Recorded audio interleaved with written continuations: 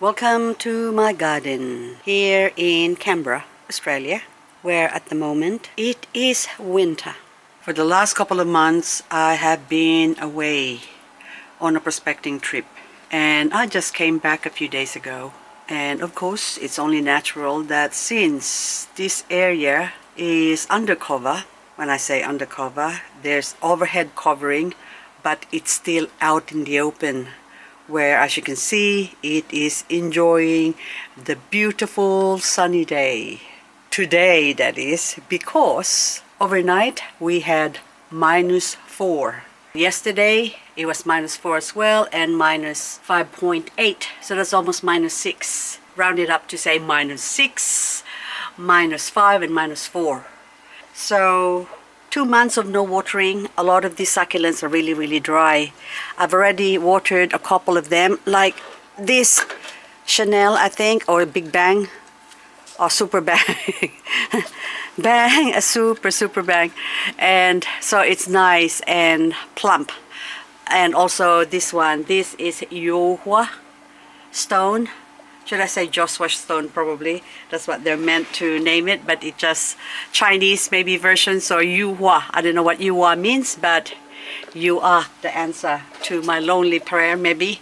And also this one, this is Maybach, so that has been watered, and you can see it's all dripping still, but behind it I've got some Ionium that are growing. So that one is producing some pups here, and you can see from the top plant rosette here that is dry, so that needs to be watered, and I don't want to take it out and soak it, so I'm just gonna water it by hand. But the question is, since we had 3 successive days of -6, 5 and 4, and also coming on to the next few days we're still gonna have sub-zero temperature where we're gonna have frost. So the question is, should I water them or not?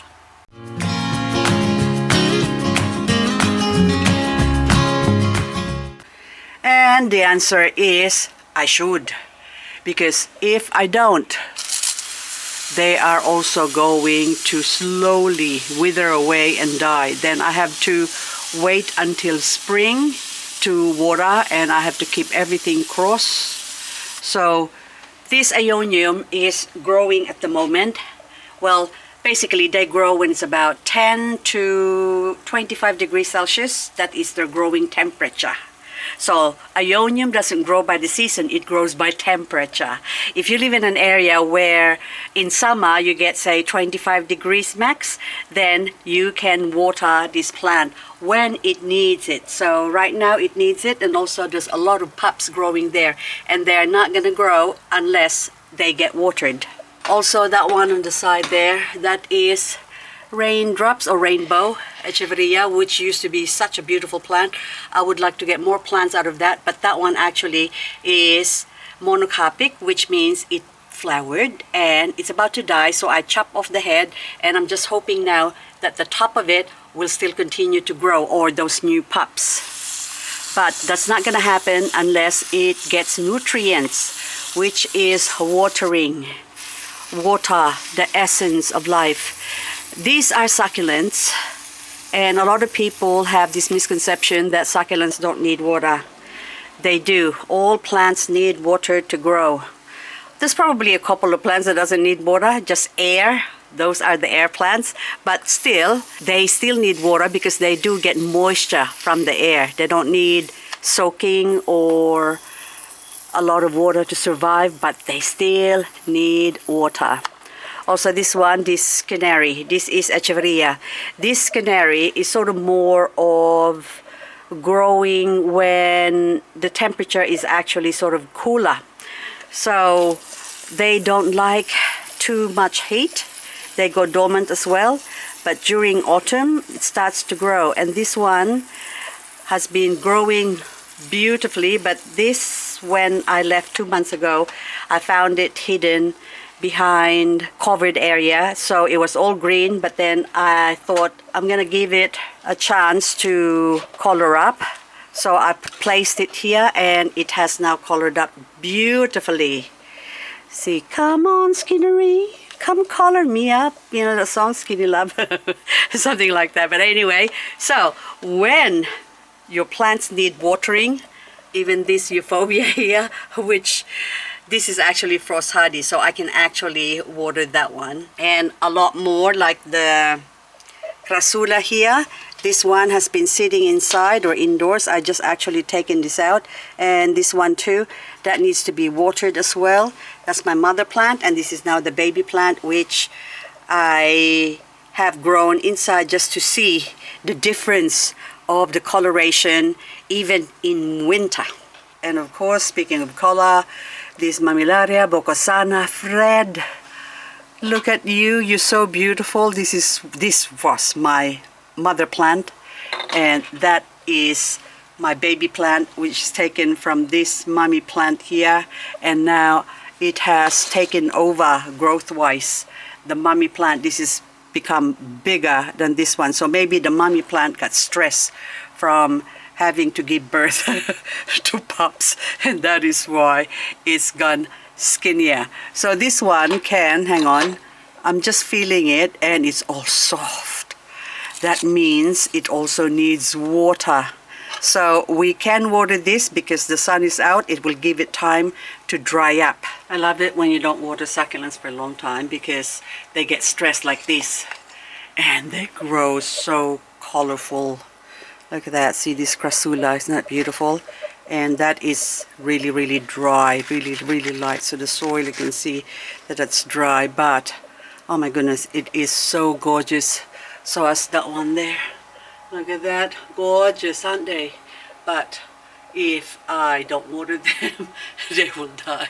So I have to give them a good soaking. So as this one, this is actually a good candidate for a bonsai.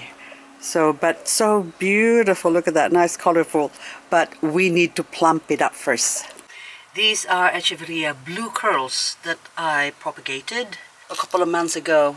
They are nice and pink and colorful despite the name of blue curls. And the reason why is because this has been kept dry for at least 2 months. So if you can see the soil, that is really, really bone dry. Now compared to the mother plant, which was nicely watered. So this is the mother plant, sort of more on the greener side compared to the one that hasn't been watered, is much prettier. As much as I'd like them to remain pretty, I don't have a choice. I have to water them or else they won't grow. So right now they still have a chance of growing even though we're experiencing frost because they are in this protected area. So I just need to soak them up. Drink, baby, drink. So I'm just gonna water this whole pot or container or planta, however, which way you wanna call it, with so many gorgeous plants. I'm gonna have a closer look, or we're gonna have a closer look, basically, to see what this looks like. Oh, see that Echeveria low as well. It's so pretty. See those pink ones here? Gorgeous. Gorgeous, gorgeous. And Lola in the middle here is gorgeous as well. They all look beautiful. Okay. Look how beautiful Lola is. Gorgeous. Showing all those pink edges now. They're growing sort of pink because of the stress of no water. And the low. How low can you go? I will show you a beautiful low later on. But anyway, this pink crystal as well is just looking so gorgeous. It's yummylicious. So as the rest of the babies that I propagated here. This one is, I think this is Canary as well. Oh, gorgeous. They're all beautiful. Look how beautiful that Echeveria low is. So this one got hit by the frost, the tips of it. So that's why all those little damages, because it was out in the open. So I just put it in here a couple of days ago, and still gorgeous color, isn't it? So if this is not hit by the frost, it's even prettier. Can you see that? So this is the importance of, sorry, I forgot now, we're watering, not watering this one because this one is already getting watered by the rain and also the dew from the frost or winter dew, basically. Another beautiful Echeveria, low, gorgeous. This is just in a small pot. I don't even want to take this out because it's already rooted into this pot here. So I just need to remove some of the plants here, which is the onslow right now. This is the monstrous onslow, I think. What's left of it? Yes, it is too. And speaking of onslow, I can't help but gush over this Echeveria onslow here. Beautiful. Gorgeous. Look at the pink. So this one doesn't need watering, and as you can see there's some moss growing on the side here to indicate that this pot is actually saturated and it's very, very heavy because it's got plenty of water. So this is left out in the open, and of course being out in the open, every time we had frost they get hit by the frost and they blush and color up like a shy young lady. This plant here definitely doesn't need watering because you can see all the moss growing around it. It is beautiful. I love it. So most of the plants that are in here are either propagated from leaves or some cuttings that I've taken and sort of plonked it here, and then now they're all growing. So those Vera variegated. So one has sort of, I think, reverted to non-variegated, but that one is still variegated. And then this one is another, I'm not sure, or I think this might be a leaf propagation of something. I can't remember the name anymore. Or probably a tiny little plant that I took somewhere that's about to die and put it there. And then now, this is only a shallow pot. And so it's able to drain the unnecessary water away. Even though it's still wet, it's not sort of sitting in water. So succulents can take a lot of water provided it is free draining. So this is another way of having free draining soil by having a shallow planter. And same as this one here, this is all planted in coconut coir. So coconut coir will tend to hold water or moisture a lot, but if it's planted in a shallow pot, you can see that the plant is sort of stressed and colorful and beautiful. This is, by the way, Orthonocapensis, but they look like grapes, don't they?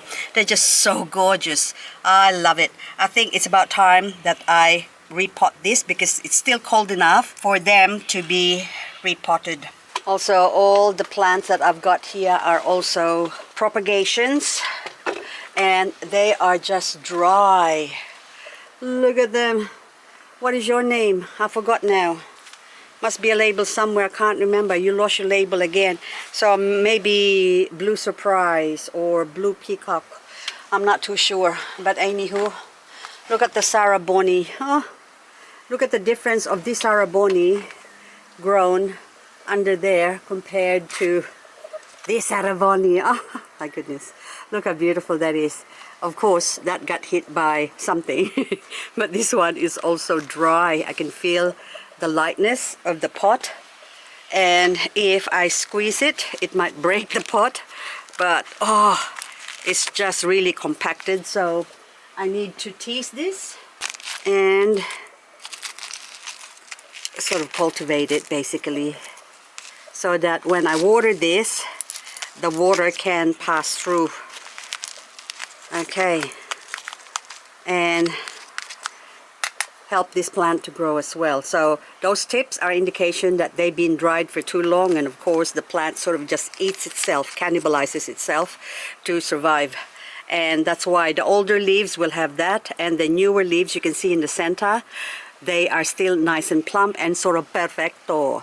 Anyway guys, that's all I've got for this video.